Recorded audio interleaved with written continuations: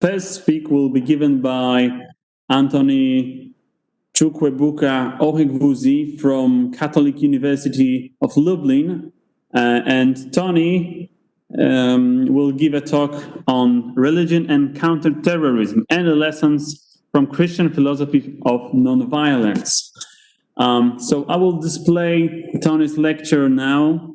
Please keep all the questions in your minds, and you will be free to ask them after having the lecture displayed.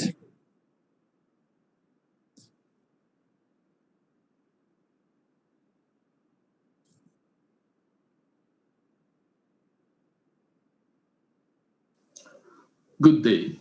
My name is Father Anthony Ohaekwusi. I am a student of John Paul II Catholic University of Lublin. The title of my presentation is Religion and Counterterrorism: Any Lessons from Christian Philosophy of Nonviolence. This essay attempts to critically analyze the theory and practice of Christian nonviolence in the light of contemporary challenges of counterterrorism. The relationship between religion and terrorism has been a complex one. It is true that too often in the history of religion, people have killed in the name of God of life, waged war in the name of God of peace, hated in the name of God of love, and practiced cruelty in the name of God of compassion. Although most religious people would readily deny that their own religions have violent tendencies and so do not indulge in violence of any form, historical accounts have contrary opinions. Only the most unreflective believer will fail to be troubled by the bloodiness of portraits of Hindu violence perpetrated by Hindu extremists and the revolutionary campaign of Buddhist monks who masterminded killings of non-believers in the streets of Myanmar. Of course, the bloody images of religious terrorism reflected in the pictures of Jewish terrorists blowing up mosques and Islamic terrorists carrying out organized suicide missions like the 9/11 attack. Christianity, with its principle of love, is not exempt from this tale of terror because Christian history has also been soaked in bloody narratives. Think about the Crusades, the Inquisition, wars of religion, and some other isolated acts of deadly violence committed in the name of the Christian faith. There is even a just war principle to manage the act of war. Pope St. John Paul II, in the wake of the new millennium, apologized for Christianity's past violent actions. This singular act of courage by the Holy Father summarizes Christianity's readiness to take responsibility for its violent past and her determination to take a stand against violence of any form by re-emphasizing the non-violent principles that are fundamental to her meaning and mission. Religion and counterterrorism. The war on terror has been a major concern in the 21st century. Counterterrorism requires a good understanding of the mechanisms necessary for an effective and legitimate response to terrorism. Interestingly, there is an implicit understanding which shows that to stop terrorism, you must know why it happens and how it operates. From this understanding, no one would deny that religion has a role to play in religiously motivated terrorism. There are two unique approaches to the counterterrorism response: the soft approach and the hard approach. The hard approach is based on the proactive and reactive military measures aimed at deterring and countering terrorist plans and actions. This approach is usually the task of states or state surrogates. It begins with a proper and viable intelligence and also involves deterrence, which is the direct use of threats and inducements to prevent enemy action. But these military responses are not enough for tackling terrorism. Hence, it is necessary to accompany them with the soft approach. The soft approach focuses on the underlying social circumstances and the motivations that drive the ideologies of terrorist groups. For religious terrorists, there is always a religious narrative which persuasively motivates violent ideologies. ISIS, for instance, uses religious narratives and deploys psychosocial strategies. Hence, the soft approach begins with a counter-narrative that drives a better idea that is appealing to terrorists more than their motivating ideologies. Since de-radicalization begins with effective communication, counterterrorism narratives are expected to have some persuasive religious characteristics. This is why religion remains a valuable tool for counterterrorism. It changes the narrative with a more persuasive and superior content that prescribes that religion should command virtues and not violence. By realizing this ideological change, religion has used its social and prophetic role to impact on the socio-economic development of deprived people. Through its missionary activities and charities, religion has provided social services like good education, healthcare, basic amenities, and other social benefits for impoverished communities. Religion has also challenged governments to rise to the responsibility of improving the social conditions of the people. This is typical of Christian religion, especially in mission territories like Africa, where missionaries were involved in the suppression of slavery and the slave trade, and the modernization of African societies through education. This soft approach to counterterrorism is very delicate and complex, yet it is still the most effective means of tackling terrorism. This is because military conquests of terrorism alone cannot bring lasting solution to the scourge of terrorism without dialogue. There are no silver bullets or quick fixes available. Christian philosophical grounds for non-violence. The call for non-violent resistance is the best plausible and potent countermeasure against violent confrontations. Non-violence can be regarded as an original position of human social order. In other words, man fundamentally lives and relates with others in a non-violent way. When in a state of rest or inaction, he does not act violently, so he strives to act and relate in a way that would reflect and maintain this non-violent original position, even in the face of disagreements. This forms the basis of the moral norm of human action in contrast to the Hobbesian, brutish state of nature. Although Thomas Hobbes argues that human nature is violent and chaotic, it is not arguable that this chaos is a product of dynamic relational disagreements. No man wakes up to fight from nowhere. It follows that without a pre-existing non-violent original position, it would be counterintuitive for Hobbes to speak of a social contract that creates a new order. What social contract does, therefore, is to return man's actions to its fundamental metaphysical unity instead of creating a new order. Since violence is a practical consequence of a preceding disruption of each man's original state of non-violence, it follows that if violence is a practical problem, non-violence should provide a practical solution. If violence depersonalizes, non-violence should embody and validate the personal value. Religion's involvement in ensuring non-violence should be integral and active. Empathy alone is not enough to explain the decline in violence. Rather, the fundamental variable that supports non-violence is the recognition that there is a universal human nature. This is the idea behind the Golden Rule and its equivalents, which provides a common philosophical ground for non-violence among religious traditions. It is a basic moral maxim common to all religions to the extent that it provides a generally shared principle, a fundamental point of moral convergence, and the lowest common denominator of the non-violent character of religious traditions. It stems from the basic axiological truth about man that everyone wants to be treated with dignity. With the maxim which says, "Do unto others as you would have them do unto you," it recommends an ethic of axiological reciprocity, whereby every individual expects to be treated not as an object, but as a value in itself, and so bears the moral duty of extending this axiomoral treatment to others. The Golden Rule is a maxim of altruistic reciprocity that is common to all religious traditions and can be found in their sacred writings. In Judaism, the golden rule is found in the Torah. The Hebrew Bible presents it in this form: do not take revenge on anyone or continue to hate him, but love your neighbor as you love yourself. The golden rule in the Jewish tradition stems from the fundamental recognition of man as image of God with dignity from creation. Christian tradition provides a more comprehensive reflection of the golden rule.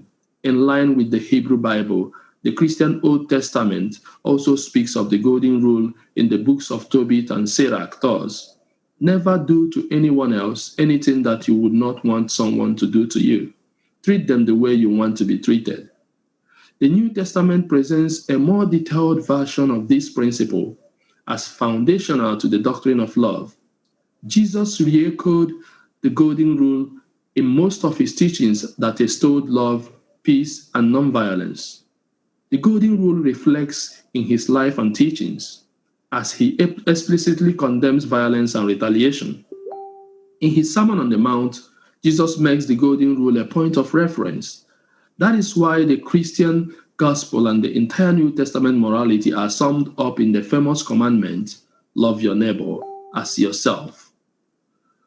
Loving neighbor as one loves self presupposes the common dignity of humanity. According to Karol Wojtyła, all men are neighbors by virtue of their personal being. The authentic participation of living together in community presupposes a genuine sharing in the humanness of the other. The concept of neighbor, in other words, expresses the fundamental unity and nearness of all men. All other human relations have their roots in the fact that all men are neighbors. Jesus expressed this nearness and common dignity in his parables, especially of the Good Samaritan, who saved the life of a stranger because he recognizes him as neighbor. Christian morality therefore finds its basis in the recognition of this unity and common dignity of all men, which is essentially nonviolent. It draws from the Old Testament concept of man as image of God as basis for this universal dignity of all humans. That is why the New Testament extends this love of neighbor to enemies, even when they persecute, to show that nonviolence reveals the basis of the moral norm, which is the universality of human dignity. For instance, when Pope John Paul II forgave the man who shot him, Ale Akka, he reflected the New Testament instructions to love your enemies and do good to those who hate you, for God is good even to the wicked. This emphasizes the centrality of human dignity in every moral consideration, in contrast to the often misconstrued Old Testament tit-for-tat morality that encourages vengeance and perpetuates the cycle of violence. The New Testament morality therefore maintains the fundamental moral norm by affirming the person for his own sake rather than dispersonalizing him as a result of lived experience of harm and injustice. This is what Wojtyła calls the personalistic norm, the norm of love. This New Testament morality is driven by a personalistic norm that is fundamentally nonviolent and commands believers to overcome evil with good. Thus, biblical monotheism cannot be the source of religious violence because it recognizes the enemy as neighbor.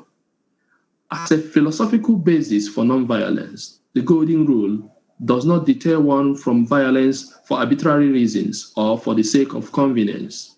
It goes to the roots of recognition of personal dignity, which is common to all humans and sacrosanct to all religions.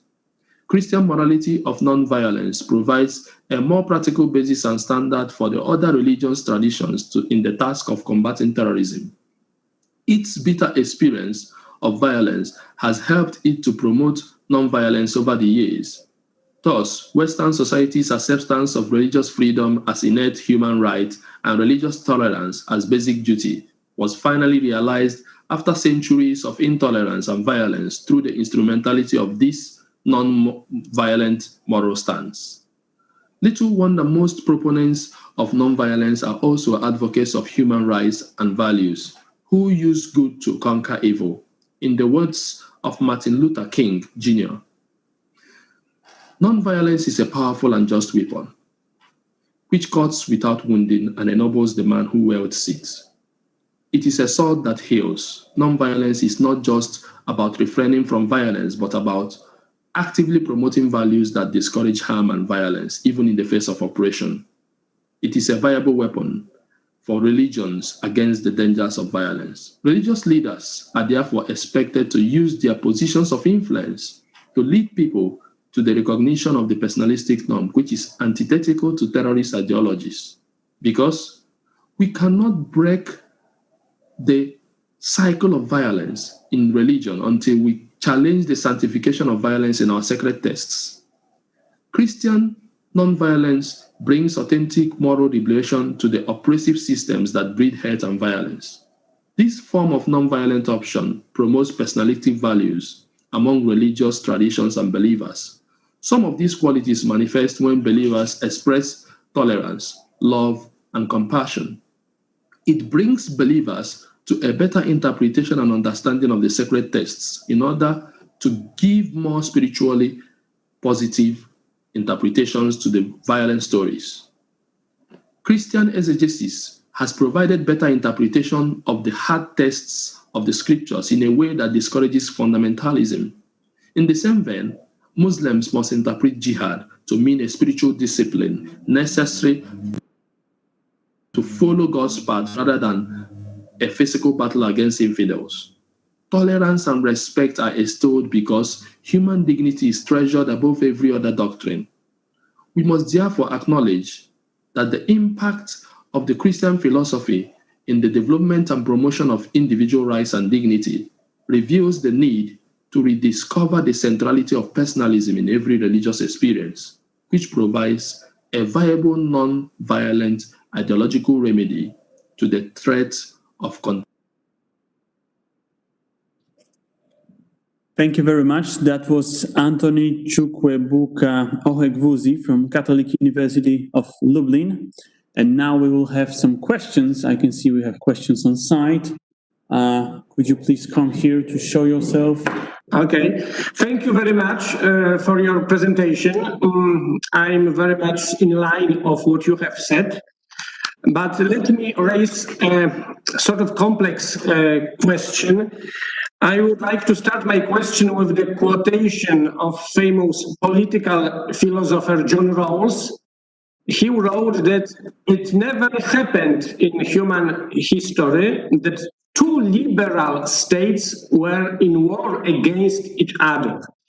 And this is his thesis, that the white liberal culture is the presumption of the law of people, which guarantees tolerance and peace. And for him, the first presumption is the liberal culture, and the second presumption are the comprehensive doctrines, which might be philosophical, moral, and religious. Among them is, of course, Christianity. But this is like the second level of these factors which guarantee peaceful relationships among the nations. And in your presentation, it seems to be opposite, that the Christianity seems to be the leading, the main presumption, and maybe the other social factors are supporting. I would like to hear your comments to that.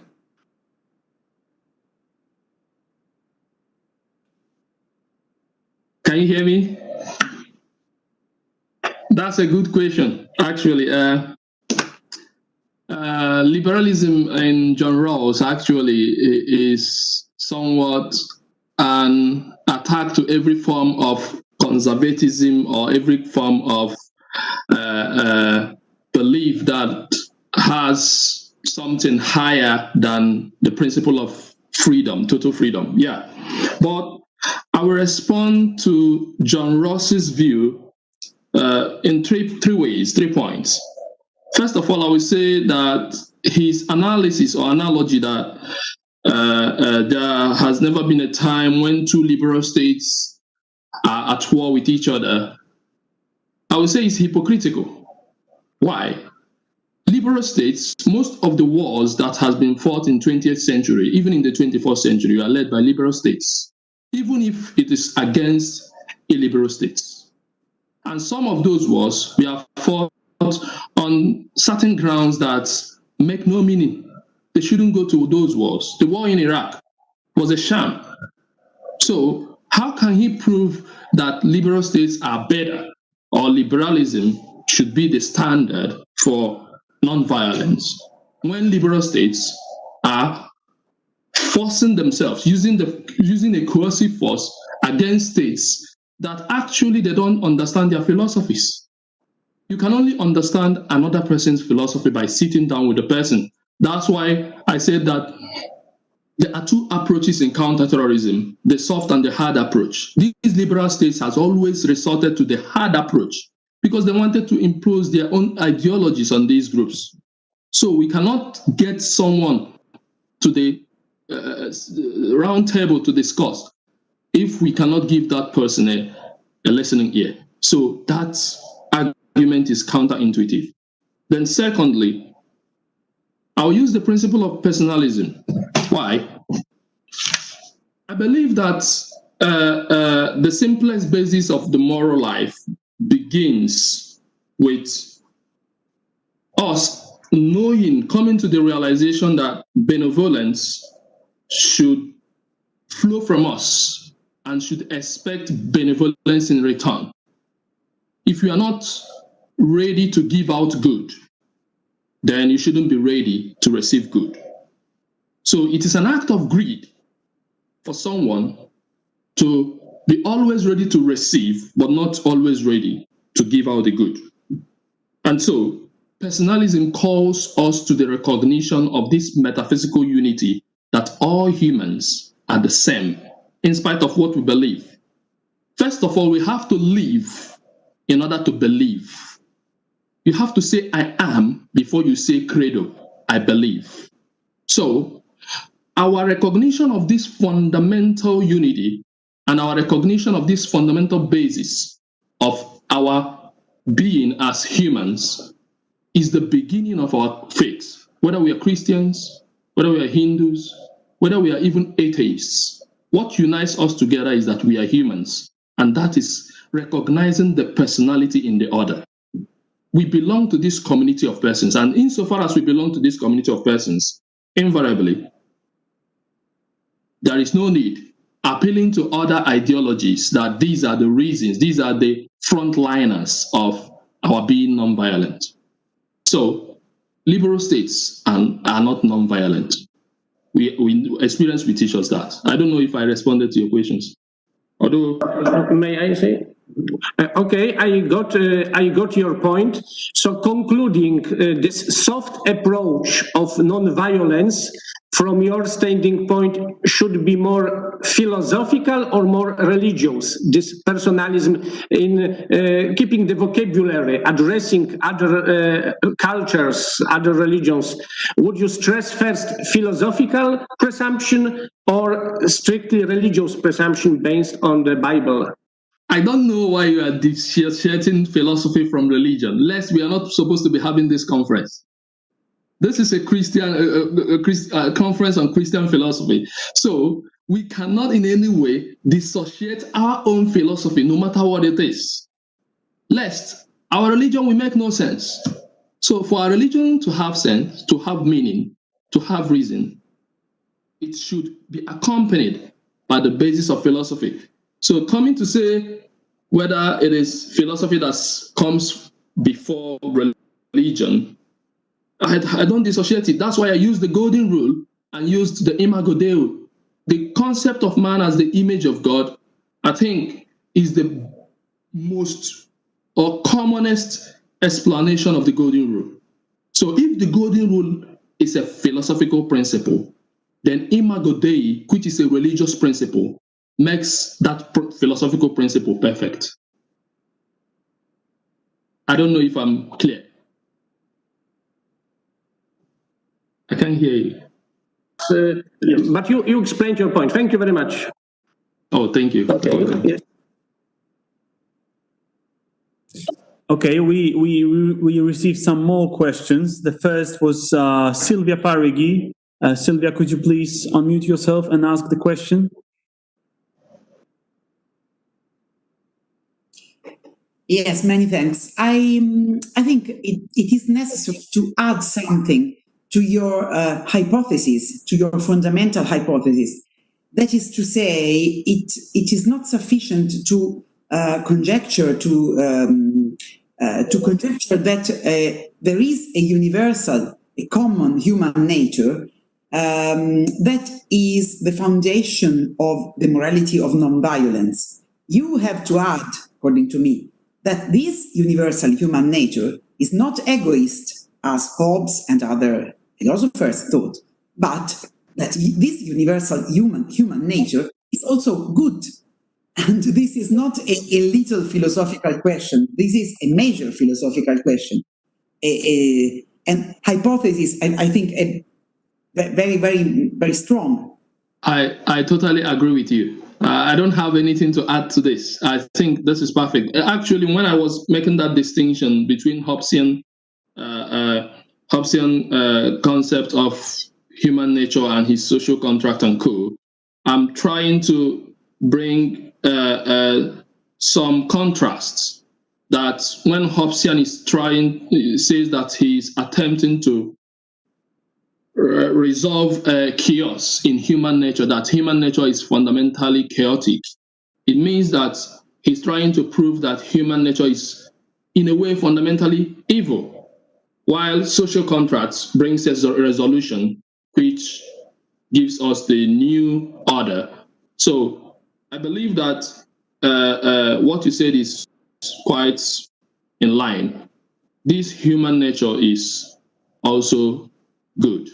This universality of human nature, or if I may say, common universality of human nature. That's why St. John Paul's or Karol Wojtyła's concept of man as that we are neighbors to one another. We exist in this commonality of persons as neighbors. I believe that this commonality is based on the principle of good. Okay. I don't know. I agree with you. I think we have time for one question more. I saw Anna raising her hand. Anna, are you able to speak? Or are you fighting with Yes, I'm able to speak. Well, first of all, Ebuka, thank you very much for your paper. I have only one comment. I understand that contrasting New Testament with Old Testament is not your idea. Just please consider one thing. Okay. Two main things: to love God more than yourself, and to love the other one more than yourself. That those two things do came from the Old Testament. There is no such contract as contrast between two testaments as you try to present. They shouldn't break the strong connection between two. That's it. I don't think I did that. That was not what I said. I was trying to say that the New Testament complemented what the Old Testament did. What I was saying is that the New Testament presents a more comprehensive version of the Old Testament principle of love your neighbor. That's what I said. So that's why I extended it, that the New Testament added love your enemies. And if I may say more, even Jesus Christ said that before his passion, he said, I give you a new commandment. Love one another. He used the word one another. As I have loved you. It means he withdrew the standard of love from the self. Instead of love your neighbor as yourself, becoming the standard of your love for your neighbor. Rather now, we have to love like Christ did. That is why no greater love than this for a man to give his life for his friends and even for his enemies, just for good. So I'm not in any way dissociating the New Testament from the Old. Rather, I'm saying that the New Testament perfectly complements what the Old Testament says.